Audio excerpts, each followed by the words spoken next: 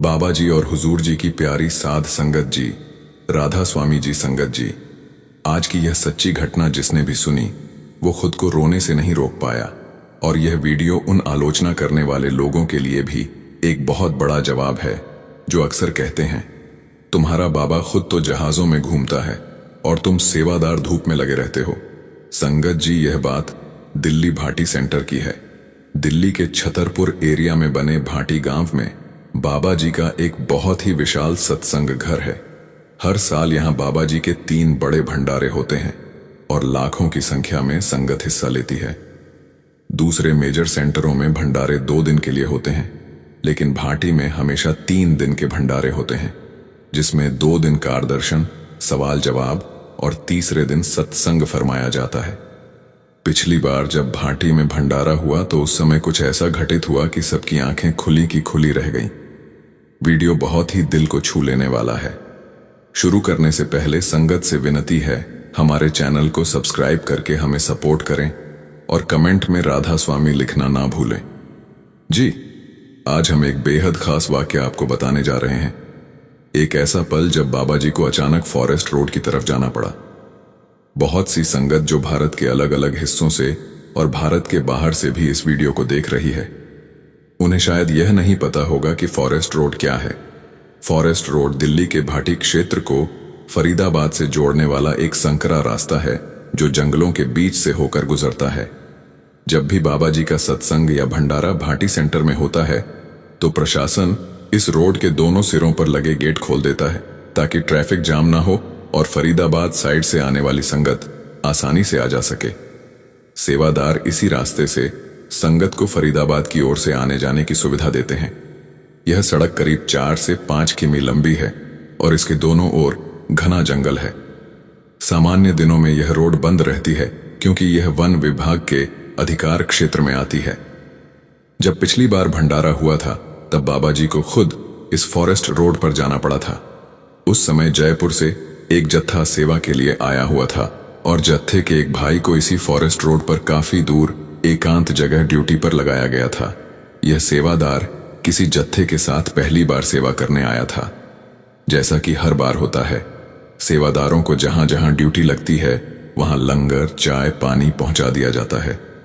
बाबा जी खुद भी कई बार सेवा स्थलों पर पहुंचकर सेवादारों को दर्शन देते हैं। उस दिन शुक्रवार था और बाबा जी ने कार्ड दर्शन देने थे, इसीलिए उस रोड पर सुबह 4 बजे से ही सेवादार अपनी सेवा में लग गए थे। सुबह करीब 5 बजे थे जब 2 सेवादार लंच पैक, फल और चाय पानी लेकर उस फॉरेस्ट रोड पर ड्यूटी कर रहे सभी सेवादारों तक पहुंचे और उन्हें सामान देकर लौट गए। सभी सेवादारों ने भोजन किया और वापस अपनी अपनी ड्यूटी संभाल ली। फरीदाबाद की ओर से संगत आने लगी थी, लेकिन क्योंकि सुबह के केवल 5 बजे थे, ट्रैफिक उतना भारी नहीं था। जत्थेदार ने खबर दी कि बाबा जी दर्शन देने आने वाले हैं, तो सभी सेवादार एक जगह इकट्ठा हो गए। बाबा जी वहां आए, सभी सेवादारों को दर्शन दिए और आगे बढ़ गए। लेकिन जिस सेवादार की हम बात कर रहे हैं जो जयपुर से आया था, वह एक ऐसी जगह पर सेवा कर रहा था जहां तक ना तो किसी को उसकी मौजूदगी का पता था, ना ही वहां कोई लंगर या चाय पानी पहुंचा था और ना ही उसे बाबा जी के दर्शन हो पाए थे। लेकिन वह भाई बिना किसी शिकायत के पूरी सुबह और दोपहर तक सेवा में जुटा रहा, भूखा प्यासा। लेकिन उसके मन में यह सवाल आ रहा था कि ना तो किसी ने चाय पानी पूछा, ना बाबा जी के दर्शन हुए, लेकिन फिर भी उसने सेवा नहीं छोड़ी और आने जाने वाली संगत की गाड़ियों को व्यवस्थित करता रहा। इधर दोपहर बाद लगभग शाम को एक सेवादार बाबा जी के लिए लंगर लेकर पहुंचे, लेकिन जैसे ही उन्होंने बाबा जी को भोजन परोसा, बाबा जी ने कहा, इस लंगर को पैक कर दें। सेवादार थोड़ा चकित हुआ क्योंकि बाबा जी ने ऐसा पहले कभी नहीं कहा था, लेकिन गुरु का हुक्म था तो उसने तुरंत लंगर पैक कर दिया। फिर बाबा जी ने एक थर्मस में चाय और एक और थर्मस में ठंडा पानी भी पैक करवाया। ये सब देखकर सेवादार हैरान था, पर उसने सब कुछ वैसा ही किया जैसा आदेश मिला। अब शाम होने को थी। संगत का आना लगभग थम गया था और तभी जत्थेदार को खबर मिली कि बाबा जी एक बार फिर से फॉरेस्ट रोड पर दर्शन देने आ रहे हैं। सभी सेवादार फिर से एकत्र हो गए, लेकिन किसी को यह नहीं पता था कि बाबा जी दरअसल कहां जा रहे थे। जैसे ही बाबा जी अपनी गाड़ी में फॉरेस्ट रोड की ओर निकले तो रास्ते में ड्यूटी पर तैनात बाकी सेवादारों के पास वे बिना रुके सीधे एक खास मोड़ की ओर बढ़ते गए और जाकर ठीक उस जगह पर रुके जहां जयपुर से आया हुआ वह सेवादार सुबह से भूखा प्यासा अपनी ड्यूटी निभा रहा था। इधर सब सेवादार सोच में पड़ गए कि बाबा जी दर्शन दिए बिना ही आगे क्यों चले गए। किसी को अंदाजा भी नहीं था कि बाबा जी कहां जा रहे हैं। बाबा जी ने अपनी कार ठीक उस सेवादार के सामने रुकवाई। कार देखकर सेवादार को लगा कि संगत में से कोई फरीदाबाद का रास्ता पूछ रहा है। उसने बिना गाड़ी की तरफ देखे हाथ से इशारा करते हुए फरीदाबाद की दिशा बता दी, मगर अगले ही पल कुछ ऐसा हुआ जिसे वह शायद जिंदगी भर नहीं भूल पाएगा। गाड़ी का दरवाजा खुला और बाबा जी खुद बाहर आ गए। वह भाई पहले तो कुछ समझ ही नहीं पाया, लेकिन जैसे ही उसकी नजर बाबा जी पर पड़ी वह हैरान रह गया। बाबा जी के हाथ में वही पैक किया हुआ लंगर था जिसे उन्होंने खुद पैक करवाया था। बाबा जी मुस्कुराते हुए उसके पास आए और बड़े प्रेम से बोले, भाई भूखे पेट इतनी सेवा कैसे कर रहा है, ये ले पहले कुछ खा ले। बस इतना सुनते ही उस सेवादार की आंखें भर आईं। वो फूट फूट कर रोने लगा और कांपती आवाज में बोला, बाबा जी आपने मेरे लिए इतनी परेशानी क्यों उठाई, मुझे बुलवा लिया होता। बाबा जी ने बड़ी ही सहजता और प्यार से जवाब दिया, जब तू सुबह से मेरी संगत के लिए बिना खाए पिए सेवा में लगा है तो क्या मैं तेरे लिए इतना भी नहीं कर सकता। वह सेवादार अभी भी रो रहा था। उसकी आंखों से कृतज्ञता थम ही नहीं रही थी। फिर वह बाबा जी से कह बैठा, बाबा जी अगर भूखा रहकर सेवा करने से आपके इतने करीब से दर्शन और बात करने का सौभाग्य मिलता है तो मैं हर दिन भूखा रहकर सेवा करने को तैयार हूं। बाबा जी हल्के से मुस्कुराए, जैसे कोई पिता अपने समर्पित बेटे को देखकर प्रसन्न हो जाता है। फिर बिना कुछ कहे वे चुपचाप वहां से चले गए। जब बाद में बाकी सेवादारों को इस बात का पता चला तो वे भीतर तक शर्मिंदा हो गए, क्योंकि किसी ने भी उस अकेले भाई की हालत का ख्याल नहीं रखा था। किसी को भी पूरा दिन उसकी याद नहीं आई, लेकिन बाबा जी भला अपने एक सेवादार को ऐसे कैसे भूल सकते थे। साध संगत जी यही तो हमारे सद्गुरु हैं, जो लाखों की भीड़ में से अपने एक भूखे सेवादार को ना सिर्फ याद रखते हैं बल्कि उसके पास खुद चलकर जाते हैं। जो लोग आलोचना करते हैं कि तुम्हारा बाबा तो जहाजों में घूमता है, उन्हें भी समझ आ गया होगा कि हमारे बाबा जी अपने सेवादारों की संभाल कैसे करते हैं। आपने भी बाबा जी को अक्सर कहते सुना होगा, मेरे सेवादारों जैसा कोई नहीं है। उसी दिन के 2 दिन बाद यानी रविवार को फिर से भाटी में एक अद्भुत किस्सा हुआ जो हम आपको अब बताने जा रहे हैं। उस दिन का सत्संग दिल्ली के भाटी सेंटर में कुछ खास ही था। सुबह जैसे ही पंडाल में संगत आनी शुरू हुई, वैसे ही एक सफेद वस्त्रधारी महात्मा जैसे लगने वाले व्यक्ति भी पंडाल में प्रवेश कर गए। क्योंकि उनका रूप रंग किसी संत जैसा दिख रहा था, तो सेवादारों ने उन्हें सीधे स्टेज के बिल्कुल सामने सबसे आगे की कतार में बिठा दिया। धीरे धीरे पंडाल पूरी तरह भर गया। तकरीबन 3 लाख संगत उस दिन सत्संग में हाजिर थी। जब बाबा जी स्टेज पर आए तो हमेशा की तरह बाबा जी ने पूरे पंडाल में बैठे हर जीव पर अपनी दृष्टि डाली। उसी समय आगे बैठे वह महात्मा अचानक खड़े हो गए। उन्होंने अपना सिर घुमाकर पंडाल के एक कोने से दूसरे कोने तक देखा। यह देखकर सेवादारों ने उन्हें विनम्रता से बैठने के लिए कहा। वह बैठ तो गए, लेकिन कुछ ही देर बाद दोबारा वही हरकत दोहरा दी। हर 510 मिनट में महात्मा खड़े होते, इधर उधर दृष्टि घुमाते और फिर से बैठ जाते। सेवादारों को उनकी हरकतें विचलित करने लगी थीं। एक सेवादार ने उनके पास जाकर सख्ती से कहा, अगर आपने फिर ऐसा किया तो हमें आपको पंडाल से बाहर करना पड़ेगा। परंतु चेतावनी के बाद भी वे नहीं माने और पूरे सत्संग के दौरान ऐसा ही करते रहे। जैसे ही सत्संग समाप्त हुआ, सेवादारों ने उन्हें पकड़ लिया और एक ओर ले जाकर बातचीत शुरू की। सिक्योरिटी के लोग भी आ गए, क्योंकि अब शक पक्का हो चुका था कि कहीं यह व्यक्ति कोई बहरूपियां तो नहीं है। सेवादारों ने उन्हें कहा, हमने आपको इसलिए आगे बिठाया क्योंकि आप कोई संत प्रतीत हो रहे थे, लेकिन आपकी हरकतों ने हमारी सेवा को सवालों के घेरे में ला दिया है। अब बताइए आप हैं कौन और आपने ऐसा क्यों किया। अब वह संत जैसा दिखने वाला व्यक्ति जो पूरे समय चुप था, धीरे से बोला, मैं बस यह देखना चाहता था कि आपके गुरु की दृष्टि आखिर कहां तक जाती है। सेवादारों ने अचंभे से उसकी ओर देखा। फिर वह महात्मा बोले, जब बाबा जी ने संगत पर दृष्टि डाली तो मैंने देखा कि उनकी दृष्टि एक कोने से दूसरे कोने तक, पूर्व से पश्चिम और उत्तर से दक्षिण हर दिशा में घूमी। मुझे तो उस वक्त यह जानकर झटका लगा कि बाबा जी की दृष्टि केवल इंसानों तक सीमित नहीं थी। वह तो पंडाल में बैठे हर छोटे से छोटे जीव, यहां तक कि कीड़े मकोड़ों पर भी दृष्टि डाल रहे थे। महात्मा की आवाज धीमी और भावुक हो चुकी थी। उन्होंने आगे कहा, उनकी आंखों से निकल रहा नूर मैंने खुद देखा। उनकी आंखों से जो नूर निकल रहा था वो यहां बैठे एक एक जीव की आंखों में बराबर जा रहा था। जब एक पूर्ण संत अपनी संगत पर नजर डालते हैं तब एक अद्भुत शांति छा जाती है। हवा रुक जाती है, पत्तों की सरसराहट थम जाती है, पक्षी चुप हो जाते हैं। उस क्षण पूरे ब्रह्मांड के 9 ग्रह ठहर जाते हैं और 33 करोड़ देवी देवता अपने शीश गुरु चरणों में झुका देते हैं। ये सुनते ही वहां खड़े सभी लोग निशब्द हो गए। उस एक व्यक्ति की बातों ने बाबा जी की उस दिव्यता को खोलकर रख दिया जिसे अक्सर हम शब्दों में बांध ही नहीं पाते। साध संगत जी, यही कारण है कि जब बाबा जी सत्संग में आते हैं तो संगत खुद ब खुद भाव विभोर हो जाती है और आंखों से आंसू बहना शुरू हो जाते हैं। यह कोई सामान्य दर्शन नहीं होता, यह किसी पूर्ण संत की कृपा का प्रत्यक्ष प्रमाण होता है। महात्मा जी की यह बात सच्चाई से भरी थी। एक पूर्ण गुरु को पाना, वह भी इंसानी जन्म में, बहुत बड़े सौभाग्य की बात है। देवी देवता भी तरसते हैं इसके लिए, और हमें तो वह बिना मांगे ही गुरु मिल गए हैं। बिना परीक्षा, बिना त्याग, बिना तप के बाबा जी ने अपनी शरण हमें खुद दे दी है। आज हम जो सेवा सिमरन कर पा रहे हैं वह भी उनकी दी हुई कृपा है। हमारे पास अब यही एक काम बचता है कि इस मौके को पहचानें और ज्यादा से ज्यादा भजन सिमरन करके इस जन्म को सफल बना लें। संगत जी बोखारा के राजा ने अपना महल छोड़कर वर्षों तक कबीर साहिब के आश्रम में सेवा की थी।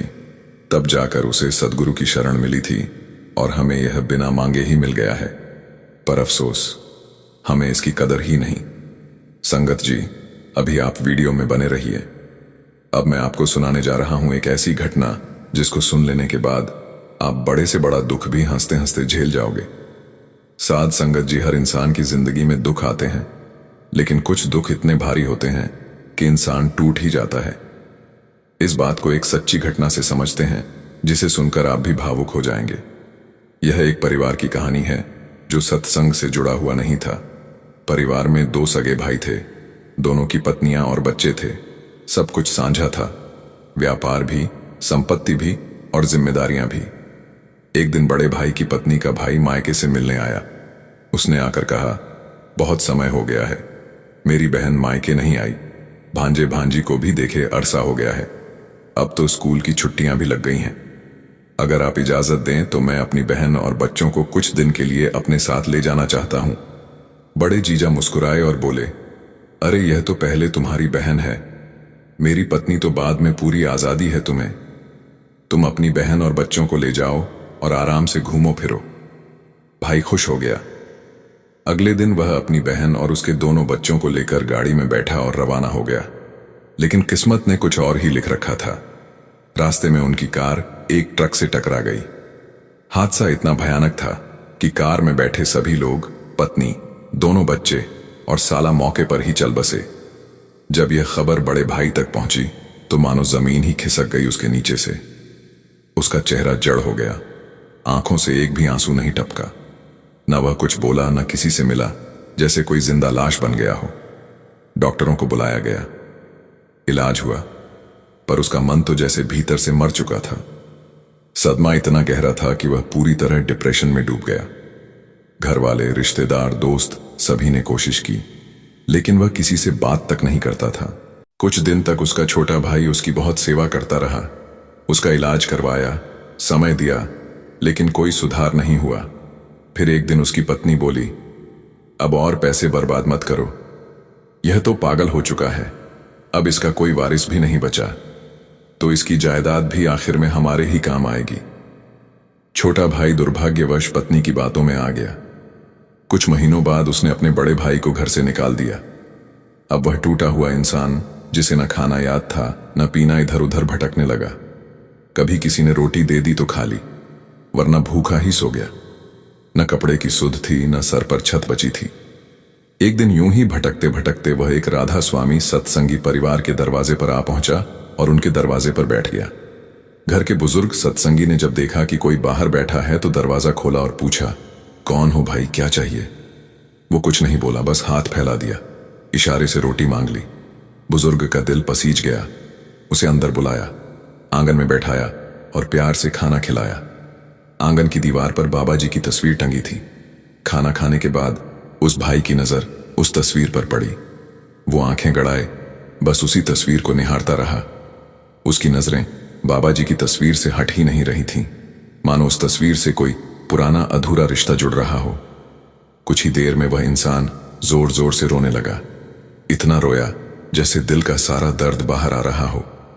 जो इंसान अपनी बीवी बच्चों की मौत पर भी एक आंसू ना बहा पाया था, वो आज टूट कर रो रहा था। और वह भी किसी अनजाने चेहरे को देखकर बुजुर्ग सत्संगी घबरा गए और उन्होंने पूछा, क्या हुआ भाई? क्यों इस फोटो को देखकर इस तरह रो रहे हो? कौन हो तुम? पर वह बस रोए जा रहा था। ना वो कुछ बोल पाया, ना उसको अपना नाम याद आ रहा था। साथ संगत जी, जीवन में जब दुख अपनी चरम सीमा पर पहुंचते हैं तब एक इंसान का दिल और हौसला दोनों ही टूट जाते हैं। मगर ऐसे ही अंधेरे में एक आशा की किरण भी होती है, और वह किरण होती है सतगुरु की कृपा। जब बुजुर्ग ने उससे बार बार पूछा तो कुछ समय बाद वह बुजुर्ग से कहने लगा, आप मुझे यहीं अपने पास रख लो, मैं आपके घर के सारे काम कर दूंगा, आप मुझे कुछ भी मत देना, बस रहने को एक कोना दे दो। बुजुर्ग सत्संगी का दिल द्रवित हो गया। उनके पास एक बड़ी दुकान थी और कई खेत भी थे। वो सोचने लगे, अगर मैंने इसे अपने पास नहीं रखा तो ना जाने दुनिया इसे कितना और रुलाएगी। फिर उन्होंने उस भाई को दुकान पर काम दे दिया और अपने ही घर में रहने की जगह भी दे दी। कुछ समय बीता। जब उसे थोड़ी स्थिरता और अपनापन मिला तो उसका मन धीरे धीरे खुलने लगा। बुजुर्ग ने एक दिन फिर से पूछा, बेटा अब कुछ याद आया? तुम कौन हो? कहां से आए हो? मैं तेरे परिवार को ढूंढने में तेरी मदद करूंगा। अब उस भाई की जुबान खुली। वो टूटी फूटी यादों में उतर गया और उसने धीरे धीरे अपनी पूरी कहानी कह सुनाई। कैसे उसकी पत्नी और बच्चे एक हादसे में चले गए, कैसे उसका अपना भाई उसे घर से निकाल चुका था। बुजुर्ग सत्संगी की आंखों में आंसू आ गए। वो बोले, बेटा कुछ वैसा ही तो मेरे साथ भी हुआ था। मेरा भी भरा पूरा परिवार था। मेरी पत्नी और इकलौता जवान बेटा एक सड़क हादसे में चले गए। फिर बुजुर्ग बोले, शायद बाबा जी ने ही तुझे मेरे दरवाजे तक भेजा है। उन्होंने उसे गले लगा लिया और कहा, आज से तू मेरा बेटा है, अब तू मेरा पूरा काम संभालेगा। कुछ समय बाद बुजुर्ग ने उसकी शादी भी करवा दी। शादी के बाद जब भाई अपनी पत्नी और बुजुर्ग सत्संगी के साथ पहली बार डेरा पहुंचा और सत्संग सुना तो उसका मन पूरी तरह बदल गया। अब हर रविवार को वह सत्संग जाता और जल्द ही उसने नामदान भी ले लिया। वह रोज सुबह उठकर भजन सिमरन करने लगा, बिना किसी एक दिन की चूक के। एक दिन उसकी पत्नी ने पूछा, क्या आप पहले से ही सत्संगी थे? वो मुस्कुराकर बोला, नहीं, पहले हम देवी देवताओं की पूजा तो करते थे, लेकिन सत्संग से कोई वास्ता नहीं था। जब इस घर में आया तो अपने आप मन सत्संग की ओर खींचने लगा। पत्नी ने भी समझ लिया और कहा, यह तो फिर बाबा जी ने ही तुम्हें यहां तक पहुंचाया है। मैंने सुना है जो पूर्ण गुरु होते हैं वो अपनी रूहों को खोने नहीं देते, उन्हें ढूंढ ही लेते हैं। भाई बोला, तुमने बिल्कुल सही कहा। अगर मेरा छोटा भाई मुझे घर से ना निकालता तो शायद मैं कभी बाबा जी की शरण में आता ही नहीं। अब मैं समझ चुका हूं कि उस दुख के पीछे भी एक बहुत बड़ी रहमत छुपी थी। मालिक जब दुख देता है तो कहीं ना कहीं हमारी भलाई के लिए ही देता है। आज इतने समय बाद मैं फिर से मुस्कुरा पाया हूं। फिर एक दिन उसके मन में आया, चलकर देखूं मेरा छोटा भाई अब किस हाल में है। वह अपने पुराने घर पहुंचा, लेकिन वहां की हालत देखकर स्तब्ध रह गया। छोटे भाई की पत्नी को कैंसर हो चुका था और भाई ने तो सारा पैसा जुए में हार दिया था। जब छोटा भाई दरवाजे पर बड़े भाई को देखता है तो वह खुद को बहुत छोटा महसूस करने लगा, नजरें तक नहीं मिला पाया। बड़ा भाई मुस्कुराया और बोला, छोटे भाई मैं तेरा शुक्रिया अदा करने आया हूं। अगर तू मुझे उस दिन घर से नहीं निकालता तो मुझे आज जो सबसे कीमती दौलत मिली है, मेरे गुरु का नाम, वो कभी नहीं मिलती। छोटा भाई बोला, मुझे तो तेरी गाड़ी और तेरे कपड़े देखकर ही लग गया था कि तू बहुत अमीर बन गया है। बड़ा भाई बोला, भाई ये सब दौलत तो बस एक दिखावा है। मेरी असली दौलत तो बाबा जी का नाम है और वो अमीरी दुनिया की कोई दौलत नहीं दे सकती। फिर उसने पूछा, तेरी ये हालत कैसे हो गई? छोटे भाई की आंखें भर आईं और बोला, जिस इंसान ने अपने सगे भाई को ठुकराया हो उसे तो सजा मिलनी ही थी। मैंने लालच में आकर जुआ खेला और धीरे धीरे सब कुछ खत्म हो गया। बड़े भाई ने उसका हाथ पकड़ते हुए कहा, अब तू मेरी बात और सब कुछ छोड़ दे। सत्संग में आ, भजन कर, सेवा कर, तेरे भी दिन बदल जाएंगे। इतना कहकर वह वापस लौट आया। संगत जी, दुख देकर भी जो हमें खुश कर दे वह सिर्फ सद्गुरु ही कर सकता है। संगत जी, अब जाते जाते एक और दिल को छू लेने वाली घटना सुनते हैं कि कैसे बाबा जी अपने सत्संगियों से भजन सिमरन करवाते हैं। ये उस समय की बात है जब बड़े महाराज जी की सरकार थी। तब डेरा इतना बड़ा नहीं था, संगत भी कम हुआ करती थी। उन्हीं दिनों एक बहुत ही श्रद्धालु बीवी थी। मेहर कौर उनका जीवन सेवा और भक्ति का प्रतीक था।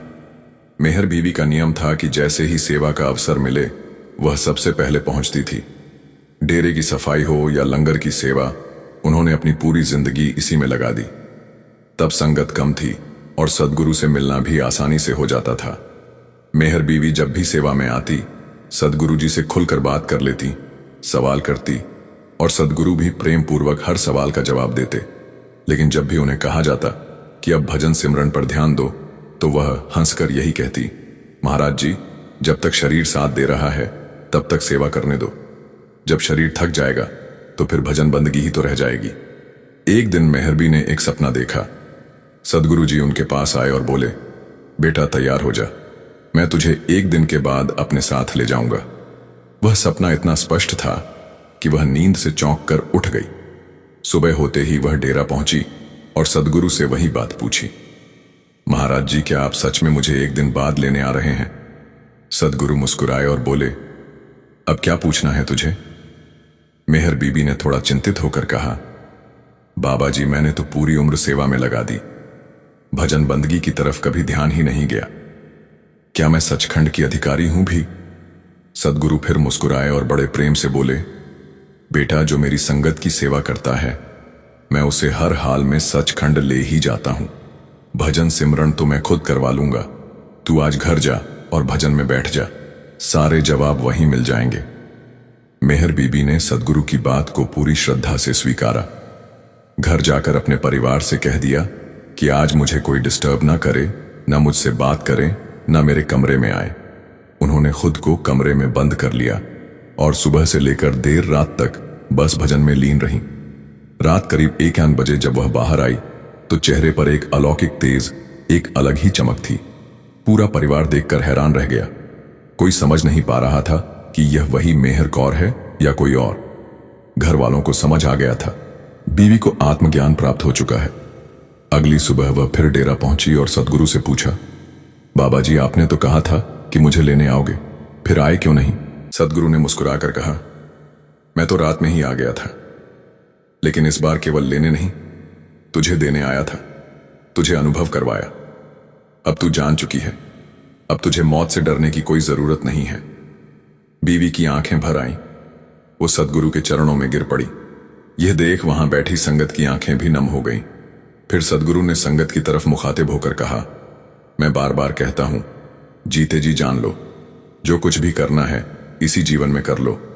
मरने के बाद कुछ भी हाथ नहीं आता। जो मरने से पहले मरना सीख लेता है उसके लिए मौत कोई तकलीफ नहीं रह जाती, लेकिन जो नहीं सीखता उसे अंतिम क्षणों में भारी पीड़ा होती है। आत्मा जब नीचे से ऊपर तक का सफर तय करती है तो कैसी कैसी पीड़ा होती है इसका अंदाजा भी नहीं लगाया जा सकता। इसलिए मैं बार बार कहता हूं, नाम की कमाई करो, भजन बंदगी करो। लेकिन हम लोग क्या करते हैं, सोचते हैं कि घर का एक सदस्य भजन कर रहा है तो पूरे परिवार को फल मिल जाएगा। ऐसा नहीं होता। जैसे एक बच्चा अपने टीचर की रोज पूजा करे लेकिन पढ़ाई ना करे तो क्या फायदा। सेवा, सत्संग और नाम, यह तीनों ही जरूरी हैं, लेकिन अंत में भजन सिमरन ही तुम्हें पार लगाएगा। संगत जी, अब हम आपसे इजाजत लेते हैं। एक बार फिर से विनती है, कमेंट में राधा स्वामी जरूर लिखें और हमारे चैनल को सब्सक्राइब करके हमें सपोर्ट करें। राधा स्वामी जी।